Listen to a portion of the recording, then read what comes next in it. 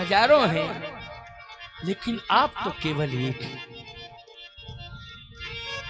इसलिए भय मगन देखत मुख शोभा, जन चकोर पूर्ण ससी लोभा। इसलिए मुझे विश्वास है कि गौतम कहीं नहीं गए हैं, आपके चरणों में। कहाँ है? आपके चरणों में। पद राजीव बरन नहीं जाई, और मुनि मन मधुप बसे जिन माही। ये भाव हैं प्यारे, ये भगवान की प्रेरणा से ही निकलते हैं, वैसे नहीं निकलते, ये रटने पटने से नहीं निकलते। ये बात तो मैंने आज पहली बार, कई बार मैंने विश्वामित्र प्रसंग कहा, लेकिन ये भाव जो आज कह रहा हूं कि विश्वामित्र जी महाराज कह रहे हैं कि कहीं दूसरी जगह नहीं गए गौतम, आश्रम छोड़ के अगर गए हैं तो आपके चरणार बिंदों में उनको स्थान मिला है। मैं तो यही विश्वास मान रहा हूं। ये पहली बार मैं कोडर सरकार पर ये भाव अभी अभी लेटेस्ट कह रहा हूं, तत्काल। मैं बिल्कुल झूठ नहीं बोलता हूं, याद रखना। झूठ बोलने से क्या करोगे? तुम मुझे पुरस्कार दे दोगे क्या? और तुम्हारे पुरस्कार से बैकुंठ मिल जाएगा मुझे? बोलो भाई, झूठ बोलने से नुकसान नहीं होगा, फायदा तो कुछ होगा नहीं। मैं व्यासपीठ पर बैठ के नहीं, अभी भाव आया। आपके चरणों में गौतम है, नहीं है कहीं इधर उधर। थोड़ा सा चरण आप रख देंगे तो निश्चित रूप से जब आप कृपा करेंगे तो गौतम ऋषि क्यों नहीं करेंगे? क्यों भाई? जगतपति मेहरबान तो पति भी मेहरबान। जगतपति जब मेहरबान तो पति मेहरबान होना ही पड़ेगा। बोलो, होना पड़ेगा कि नहीं? इसलिए आप चरण रख दोगे तो आपके चरणों में ऋषि मुनि महात्मा, लेकिन गौतम ऋषि भी आपके चरणों में। और आप जब गौतम ऋषि देखेंगे, गौतम ऋषि कि परमात्मा ने चरण रख दिया है, चरण रखने का मतलब है स्वीकार कर लिया, तो वो भी स्वीकार करेंगे कि नहीं, अब मुझे भी स्वीकार करना चाहिए। दूसरा भाव विश्वामित्र जी ने कहा एक और है। क्या है जरा बताओ? भगवान राम ने कहा गुरुदेव बताइए। विश्वामित्र जी ने कहा राम, जिस जीव के ऊपर आपका चरण पड़ जाता है उसका आचरण अपने आप पवित्र हो जाता है। क्यों? भगवान का चरण पड़ गया तो आचरण अपने आप पवित्र हो जाएगा कि नहीं हो जाएगा? हो जाएगा कि नहीं? इसलिए जब भी मंदिर में जाते हो तो माथा कहां रखते हो? भगवान के चरणों में। बताओ, अच्छा कहां रखते हो माथा? छाती पर कर देते? क्यों भाई? या माथे पे माथा रखते हो क्या? कहां रखते हो? क्यों? मेरा आचरण आपके चरण से ही पवित्र होगा, और कोई उपाय नहीं है। अच्छा एक बात बताओ, चरणोदक लेते हो तो चरणोदक बड़े से बड़े लड्डू पेड़ा दे पुजारी तो कहते रखो रखो पुजारी जी, चरणोदक दे दो बस, थोड़ा सा हो जाएगा। क्यों भाई? महत्व किसका है? लड्डू पेड़ा का नहीं है, महत्व है चरणोदक का। और चरणोदक नहीं मिलेगा तो लड्डू पेड़ा देते रहो, साधक प्रसन्न नहीं हो सकता है बिना चरणोदक के। क्यों भाई? होगा क्या? चरणोदक जरूरी है। इसलिए मंदिर में जाओ, बहुत से तो दर्शनार्थी जाते लड्डू पेड़ा ही पर लड़ाई करो, झगड़ा है? कहते नहीं लड्डू पेड़ा पे। हम आए, एक पेड़ा नहीं दिया, दुश्मनी है क्या हमसे? गांव में नहीं रह पाओगे, पूजा नहीं कर पाओगे, हमारी बदौलत कर। एक ही पेड़ा पे तुमने पुजारी को तहस नहस कर दिया। अरे राम राम, बुद्धि खराब है तुम्हारी कि नहीं? बोलो, वो पेड़ा तुम्हारा कितना क्रोध बढ़ा रहा है। खबरदार, ये खाने पीने वाली वस्तु पर ज्यादा विवाद मत किया करो, और घर में भी मत किया करो। घर में भी खाने पीने पे भी ज्यादा विवाद करते हो। हम जानते हैं घर घर की लड़ाई खाने पीने पे ज्यादा हो रही है, हो रही है। पति भी नाराज है, स्वादिष्ट दाल नहीं बनाई, सब्जी टेस्टी नहीं है, और बच्चा भी इसलिए नाराज है, मम्मी तुमने अच्छी सब्जी नहीं बनाई, टेस्टी नहीं बनाई, स्वाद नहीं है। तो मम्मियों कह देती बेटा बहू आ जाए, बहू के हाथ को खाइयो भाई, मैं स्वाद मार। मम्मी भी कह देती है। क्यों भाई? मम्मी नाराज होगी तो बेचारी कह देगी, इतना ही कह देती, वजह इससे ज्यादा कुछ नहीं कहती। जाओ बहू आ जाए तब भाई के हाथ को खाइयो, स्वाद मिलेगा।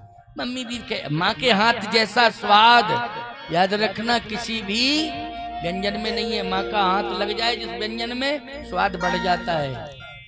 याद रखना भोजन तो माँ के हाथ का ही होता है प्यारे, माँ के हाथ। पत्नियां बैठी होंगी कह रही महाराज वाह, तो हम लोग उनकी कोई कीमत ही नहीं है। अरे तुम भी तो आगे इस कुल खानदान की माँ हो, बोलो वंश वृद्धि होगी तो माँ बनोगी कि नहीं, कि जिंदगी भर बहू ही बनी रहोगी। तुम्हें भी माँ का दर्जा मिलने वाला है। लाइट चली गई लेकिन माइक नहीं गया। वाह, ये भी देखो चमत्कार की कथा चल रही, चमत्कार इसमें भी आ गया, क्योंकि आकर्षण चमत्कार की कथा चल रही ना। पत्थर पर चरण रखा और वो जड़ से क्या बन गया, चैतन्य। इसको चमत्कार कहते हैं, तो चमत्कार इसमें भी आ गया। आइए सुनते रहिए। चरण परमात्मा का जहां भी पड़ जाए उसका आचरण हो जाता है श्रेष्ठ पवित्र, और चरणों तक मिल जाए तो याद रखना संपूर्ण विकार दूर हो जाते हैं, व्यक्ति का उत्कृष्ट चरित्र हो जाता है। इसलिए हे राम भद्रजू थोड़ा सा चरण रख दीजिए। आप कह रहे तो मैं रख रहा। भगवान ने चरण रख दिया। जैसे चरण रखा तो न हिली न डुली न बोली, ज्यों की त्यों पड़ी रही। भगवान ने कहा हमने तो रख दिया चरण। अब लक्ष्मण जी बोले हम पहले ही जानते थे कि होना होता कुछ, तो आप दर्शन दे रहे हैं, बोल रहे हैं, इतनी देर से खड़े हैं, कुछ ना कुछ परिवर्तन होता। लेकिन परिवर्तन नहीं होना था, इसलिए चरण भी रख दिया, फिर भी नहीं हुआ परिवर्तन। होना ही नहीं है, होना ही नहीं है परिवर्तन। एक बात बता दूं भैया, बहुत ही बड़ा कोई अपराध बन गया, आपका भी पावर फेल हो गया। विश्वामित्र बोले नहीं, पावर तो उतना ही है, फिर पावर सप्लाई नहीं हो रहा है, कहीं फॉल्ट है। क्यों भाई, पावर तो उतना ही है। लक्ष्मण तुम नहीं जानते हो, मैं जानता हूं। प्रभु ब्रह्मण्य देव मैं जाना, मैं जानता हूं, तुम क्या जानते। प्रभु ब्रह्मण्य देव में जाना, मैं जान रहा हूं। पावर उतना ही है लेकिन सप्लाई नहीं हो रहा है। अच्छा एक बात बताओ, पावर सप्लाई नहीं होगा तो ना माइक बजेगा, ना ये प्रकाश आएगा मरकरियों में। पावर सप्लाई हो रहा है तभी, और फॉल्ट हो जाए तो पावर तो है ही। जहां से पावर आओ पकड़ के देखो, आंखें निकल आए, जीभ निकल आएगी। क्यों भाई है? लेकिन सप्लाई नहीं हो रहा है, इसलिए प्रकाश नहीं आ रहा है, ध्वनि आगे विस्तारित नहीं हो रही है। सप्लाई कहीं ना कहीं फॉल्ट है, तो फॉल्ट को ठीक करना पड़ेगा कि नहीं करना पड़ेगा। विश्वामित्र जी ने कहा फॉल्ट को मैं ठीक करूंगा, फॉल्ट और मैं समझूंगा फॉल्ट है कहां। अच्छा बोलो, परमात्मा तुम्हारे ऊपर कृपा नहीं कर रहा है तो ये फॉल्ट है, और इस फॉल्ट को कौन समझेगा, फॉल्ट को महात्मा समझेगा, और महात्मा फिर उस यही फॉल्ट ही तो ठीक कर रहा हूं और पावर सप्लाई कर रहा हूं। ये कथा क्या है, ये पावर है, बोलो है कि नहीं। ये पावर सप्लाई तुम्हारी दोषों को दूर कर रहा हूं कथा के माध्यम से। विश्वामित्र जी ने कहा मैं समझता हूं फॉल्ट कहां है। आंख बंद हो गई, फॉल्ट पकड़ में आ गया, समझ में आ गया, समझ में आ गया। क्या आया, क्या फॉल्ट था। फॉल्ट यह है कि थोड़ा रज नहीं डाली आपने। सही बात है ना, रज डालो, क्योंकि मैंने पहले ही कहा था चरण कमल रज चाहती, लेकिन आपने चरण तो रखा है लेकिन रज नहीं डाली। चरण से ज्यादा महत्वपूर्ण है चरणों की रज। क्या है, रज। अच्छा एक बात बताओ, महात्माओं के गुरुओं के चरण क्यों धोते हो।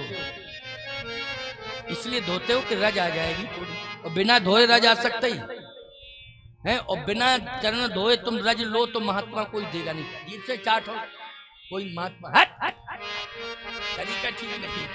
कहीं रज लह रहे हम तो रज, ये ऐसे रज देंगे नहीं नहीं। चरण धो, धोने में रज आ जाएगी, उसको पान कर जाओ। क्यों, यही तरीका है कि नहीं। कि रज रज से चाट रहे हो गए। बहुत से लोग हम सही कह रहे तुमसे, सीधे समझते हम प्रणाम कर रहे हैं और फिर ऐसे करना शुरू कर देते हैं। तो मुझे इतना क्रोध आता है, अब स्नान करना अब स्नान करना पड़ेगा। है? क्या कर रहे थे महाराज? रज ले रहे थे। हमने कहा तुमने तो रज ले ली, लेकिन हमारी परेशानी बढ़ गई है। हमको अब जाना पड़ेगा, स्नान करना पड़ेगा, यज्ञ को पवित्र बदलना पड़ेगा। जनवरी को महीना ठंड में तुमने अच्छी रज ली हमारी, अब हमको नहाना पड़ेगा। नहीं, ये तरीका ठीक नहीं है। ये तरीका सीखो पहले। तरीका यही है कि चरण धो। तो रज आपने दी नहीं, तो अहिल्या धोवे, क्योंकि जड़ है, धोवे तो रज मिल जावे, धोवे तो रज मिल जावे। और याद रखना, धन्य है प्रभु की लीला। महात्मा इसलिए कहता हूं कि महात्मा महात्मा होता है। जैसे भगवान ने कहा रज तो तब मिलेगी जब ये चरण धोएगी तो रज मिलेगी। मैंने तो चरण रख दिया है, बिना धोए रज मिल नहीं सकती है।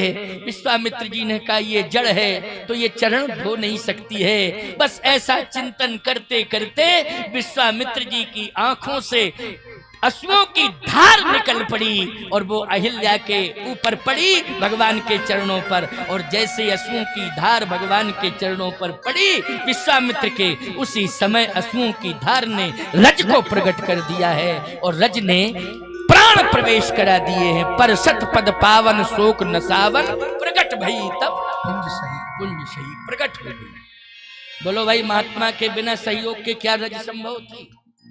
ये संतों की आंसुओं की धार, इसको आंसुओं की धार मत समझना, ये जल है। ये क्या है बोलो भाई? जल है। क्योंकि संत और भगवंत निरंतर, इनमें कोई अंतर नहीं।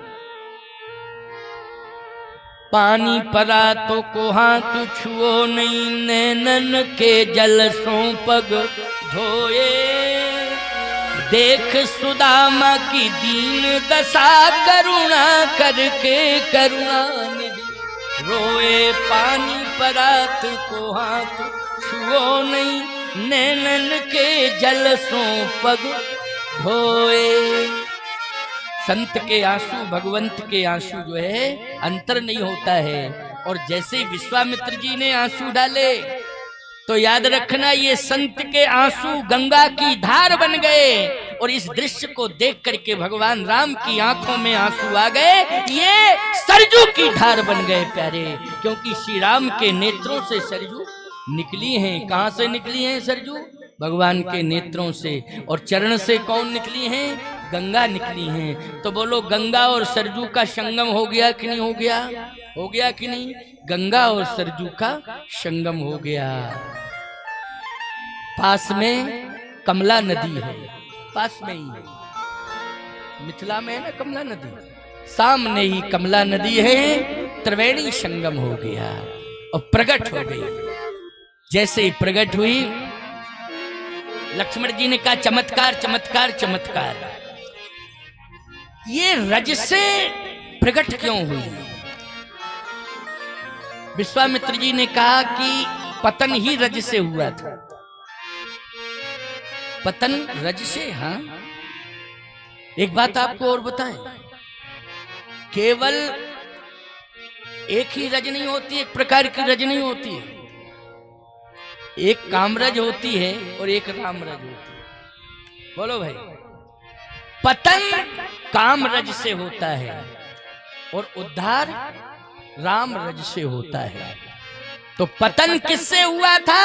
अहिल्या का कामरज से, और उद्धार हुआ है रामरज से हुआ है। इसलिए रामरज मानी भगवान के चरण का चरण रोज दर्शन करने जाओ और रोज पान करो। समझ रहे हो कि नहीं? क्यों? यदि तुम काम से दूर रहना चाहते हो, काम के दोषों से दूर रहना चाहते हो, तो ये काम तुम्हें प्यारे जानते हो क्या करा रहे हैं? विडंबना की ओर ले जा रहे हैं। और यदि राम तुम्हारे जीवन में आ गए तो सारी विडंबनाएं तुम्हारी दूर हो जाएंगी। बोलो हो जाएंगी कि नहीं हो जाएंगी? और याद रखना, राम जी की कृपा मिल गई तो समझ लेना कि हनुमान जी अपने आप कृपा करेंगे। फिर बोलो करेंगे कि नहीं? क्योंकि जो राम का दास बन गया है, हनुमान जी कहते वो मेरा खास बन गया है। क्या बन गया है? मेरा वो खास बन गया है। जो राम का दास है वही मेरा खास है। इसलिए राम का दास बनने के लिए आपको राम कथा सुननी पड़ेगी, तभी राम के दास बनोगे, तभी हनुमान जी के खास बनोगे। एक भाव और कह दूं अंतिम, इसके बाद वाणी को विश्राम करूंगा, क्योंकि 6:15 देख लीजिए, पूरा 2 घंटे हो गया बोलते बोलते मुझे, पूरा 2 घंटा। अगर तुम 4:15 से ही मान रहे हो कथा, तो 6:15 मानी कितने हो गए? बोलो हो गए कंप्लीट 2 घंटे। अच्छा 2 घंटे में कथा ही कथा हुई है कि गान बजान तान हुआ है? जरा बता दूं। कथा ही कथा, गान बजान तान कितने गीत गाए हमने बताओ जरा? 1 बार 2 बार तो गा के चौपाई सुना, वो भी चौपाई। इसलिए कथा कहता हूं तो कहता ही रहे। 2 घंटे की कथा 4 घंटे के बराबर है। बोलो है कि नहीं? 4 घंटे के बराबर है 2 घंटे की कथा। इसलिए कंफर्म 2 पादुका पूजन के अलावा 2 घंटे हो गया है, 4:15 से 6:15। अब पता नहीं चल रहा है तो मैं क्या करूं इसके लिए? मैं क्या करूं इसके? अब सुनिए एक भाव और सुन लो बस। प्रकट हो गई। देखत रघुनायक जन सुखदायक, सन्मुख होए कर जोर रही। हाथ जोड़ के खड़ी हो गई। अति प्रेम अधीरा पुलक शरीरा, मुख नहीं आवे बचन कही। कुछ नहीं बोल पा रही है। क्यों नहीं बोल पा रही? मेरे पास कोई शब्द ही नहीं है कि जिनमें आपकी विशेषताओं का वर्णन कर सकूं। मेरे पास कोई शब्द नहीं। आप अकारण करुणा वर्णालय, मेरे ऊपर आपने कृपा की है। भगवान ने कहा और सब ठीक है, पहले ये बताओ चाहती क्या हो? ये बात सुन लो, बिल्कुल ध्यान से सुनना। हाँ, और आरती 15 मिनट नहीं होंगे, 10 ही मिनट होंगे आरती में। आरती के बाद फिर भंडारे में चलना, समझ लेना। अभी प्रवचन मैंने 10 मिनट और कहूंगा, 8 मिनट। इसके बाद आरती 8 ही मिनट की आरती मिलेंगे। 15 मिनट बाद भंडारा मिलेगा।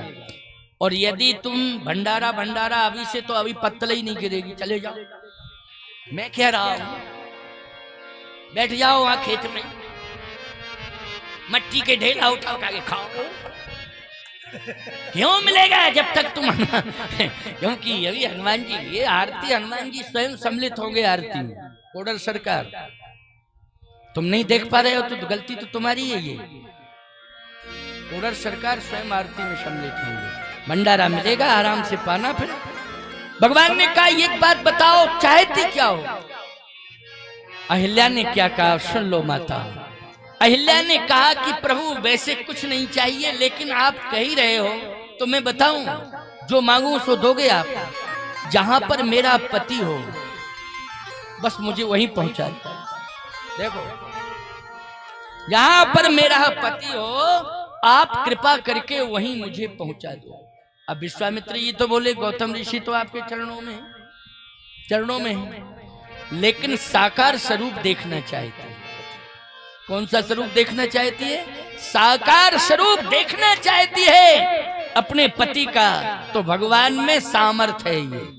बोलो, जब निर्गुण से वो सगुण बन सकता है तो महात्मा को नहीं बना सकता है सगुण? बोलो भाई, है? जब स्वयं बन सकता है ब्रह्म निर्गुण से, निर्गुण ब्रह्म सगुण बपु धारी, जब वो बन सकता है सगुण, तो महात्माओं को, अरे उसके लिए तो ये बहुत छोटी सी बात है। जहां पर मेरा पति हो बस मुझे वहीं भेज दो। उसी समय नारायण नारायण कहकर के नारद जी प्रकट हो गए। नारद जी ने कहा, अरे अहिल्या, तुम पति के पास जाना चाहते हो? पति तुम्हारा क्रोधी है, श्राप दे दिया था तुमको, तुम पत्थर की हो गई थी। परमात्मा कृपालु है, आकर के दया कर दिया, लेकिन पति तो तुम्हारा क्रोधी है। ऐसे क्रोधी पति के पास क्यों जाना चाहती हो? फिर पता नहीं श्राप दे देगा, क्या क्या नहीं कर देगा, इसलिए मत जाओ।